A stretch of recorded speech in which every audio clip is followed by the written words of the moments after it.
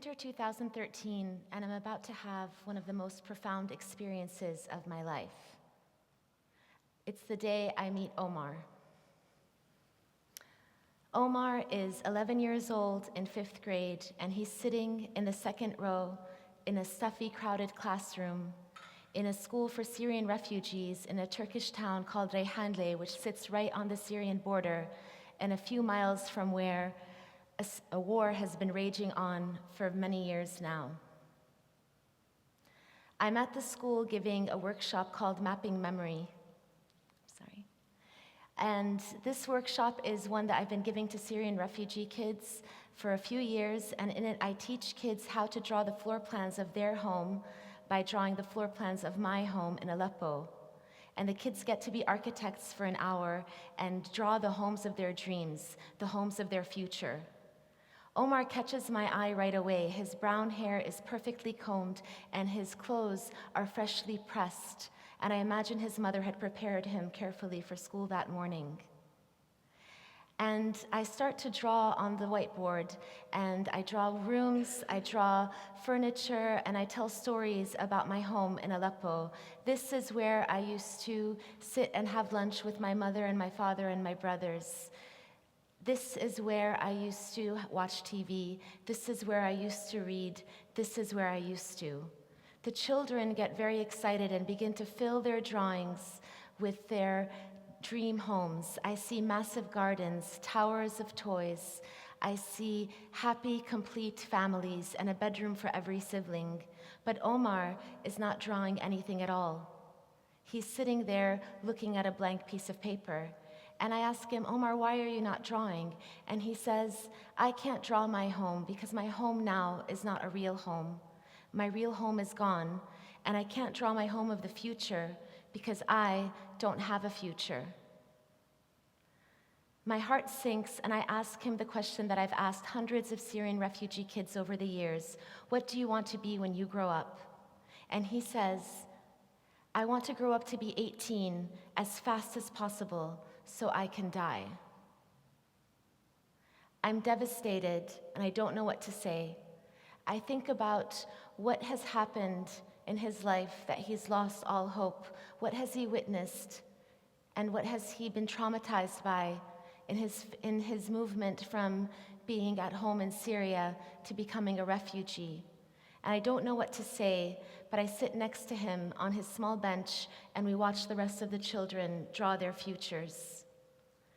At the end of the week, I leave Turkey back to the United States with the rest of my team at Karan Foundation and our team of amazing mentors who all come to do these kinds of workshops with Syrian refugee kids. And we get to go back to our comfortable, privileged lives. And we get to watch war ravage our country from afar. And I don't think I'll ever see Omar again. But 1 year later at the same school, I'm in the courtyard and I hear a boy behind me, and it's him. Miss Lina, do you remember me? I'm the one who you taught how to draw their home.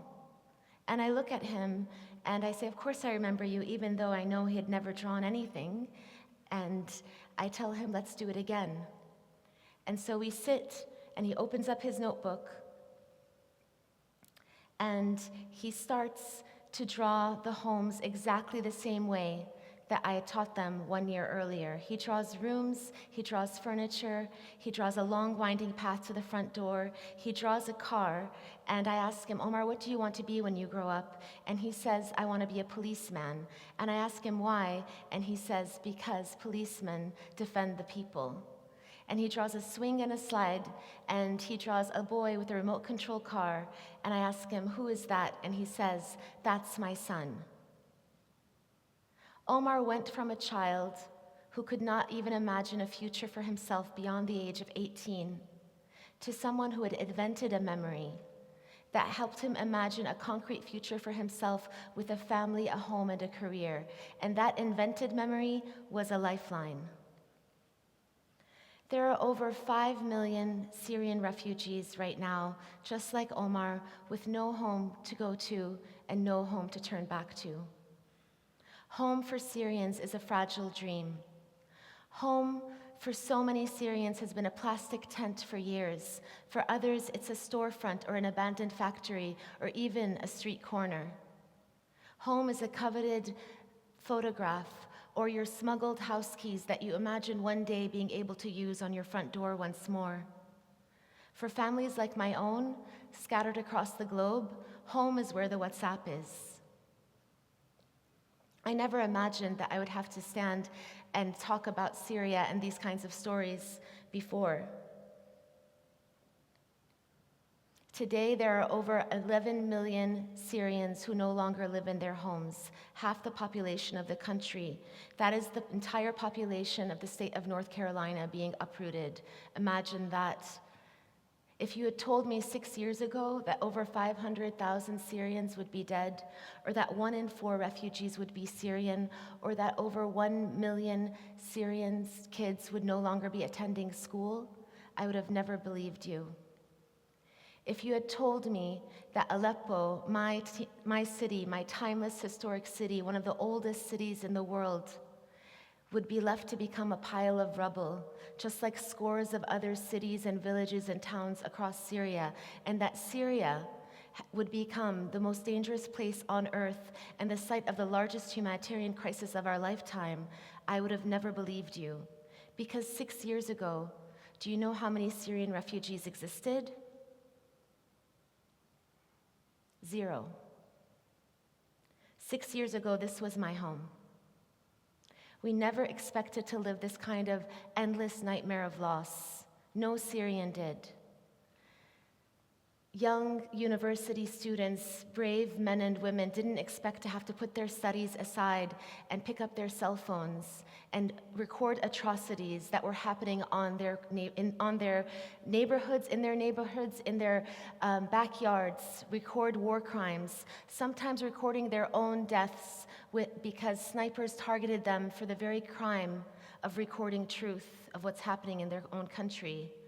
Doctors did not expect to have to perform operations on field hospital floors, sometimes without equipment or medicine or even electricity. Because the barrel bombs that fall from the sky target the most vulnerable parts of the Syrian community. They target schools and hospitals and bread lines and markets. And they target them every single day, including today. Mothers did not expect to become widows, and children did not expect to become orphans. Syria, the country that had been accepting refugees for centuries from different sects and religions and ethnicities, did not expect to become the country of the displaced, of the dead, of the drowned, and the detained. None of us expected this. What would you do if your country was disappearing in front of your eyes? And where would you find hope? Hope and to ways to act in meaningful ways to help people, even though the atrocities don't pause for even one day. What would you do? Our team at Karan Foundation had an idea to create this place where Syrian kids, Syrian teenagers, boys and girls, the most vulnerable parts of the refugee community could find a place to interact and to gain skills and confidence and experience the kinds of workshops that we did with kids like Omar for years. And we called this place a home in the time of displacement, a refuge in the time of trauma, Karam House, or the Giving House. And Karam House is a place where they have access to cutting-edge technology, arts, science, sports, and math. And most of all, it's a place where teens can be teens again, where they can just be. It's a place for youth like Abdullah, who wants to become an architect, or like these young women who want to become engineers and build their ideas and projects, or kids like Muhammad who wants to be an animator. Karam House is a place where kids get to dream again and get to build new, hopeful memories for their future.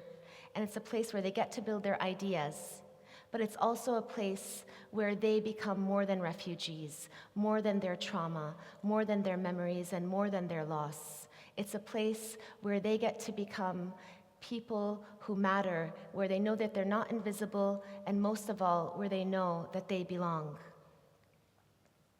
This fight to belong and who gets allowed to belong is really the struggle of our lifetime. There are over 60 million refugees and migrants worldwide, millions of immigrants, and so many marginalized communities. And our world leaders are deaf and blind to the suffering of these masses.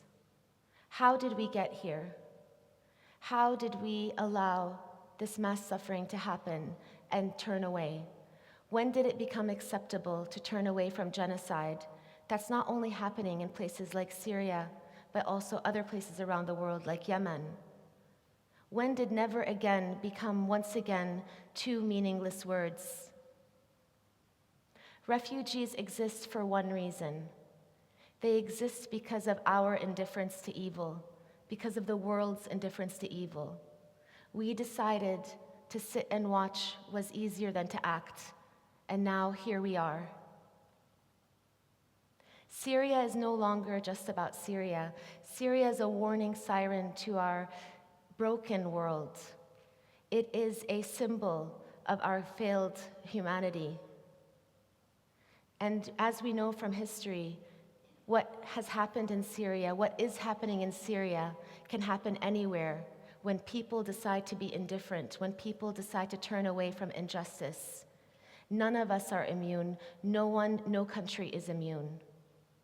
Nothing separates you from being a refugee, you from having a home to being homeless, you from feeling safe to living in fear, you from belonging to being unwanted, but one thing: holding the right passport. This is what separates me from Omar. This is what separates all of you and us from the 60 million refugees and migrants who are roaming the earth longing to belong. A passport cannot be what decides who gets to cross safely and who is left behind. A passport cannot be what decides who gets to live and who is left to die. This cannot define us. And you don't have to live through war to know this. Just look around the world around us right now. The choices are very stark. Do you want to live in a world of open possibilities and hope and ideas fueled by our collective humanity? Or will you let your silence allow fear, hatred, and closed borders to dominate? Which will you choose?